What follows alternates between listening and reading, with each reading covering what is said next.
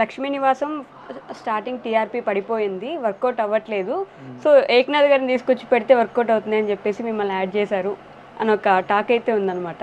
లేదు అంటే స్టార్టింగ్ నుంచి ఉన్నాను నేను, ఫస్ట్ నుంచి ఉన్నాను. Beginning of the serial? Beginning of the serial నుంచి ఉన్నాను నేను. అవునా? ఓకే. అంటే రాధాకృష్ణ గారు చెప్పినప్పుడు ఇక్కడ నుంచి తీసుకెళ్ళి అక్కడ పెట్టాను నేను ఏక్నాథ్ని, అక్కడ ఉంటే వర్కౌట్ అవుతుంది అనిపించి అని అన్నారు. అంటే ఈ క్యారెక్టర్కి నన్ను ఆయనే రిఫర్ చేసి అడిగారు, ఇది నేను చేస్తే బాగుంటుంది, నాకు సెట్ అవుతుంది అని చెప్పేసి. అవునా? ఓకే. రాధాకృష్ణ గారి గురించి అంటే బేసిక్గా సీరియల్స్లో మీరు ఆయన సీరియల్ ఏ దేంట్లో ఉన్నా ఎక్కడో దగ్గర కనిపించేలా చూసుకుంటూ ఉంటారు. ఆయనకి మీకు ఎలా ఉంటుంది రిలేషన్?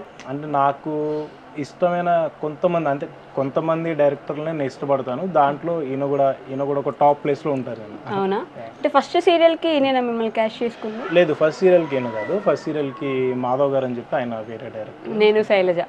నేను యాక్చువల్గా ఆయనతో 3 సీరియల్స్ చేసా. మన ఆర్కే సార్తో వచ్చేసి ఇది సెకండ్ ప్రాజెక్ట్. ఒకటి ఈటీవీలో జరుగుతుంది మనసంతానం.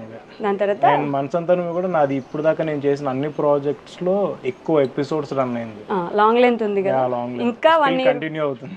ఇంకా 1 year ఉందని చెప్తున్నారు.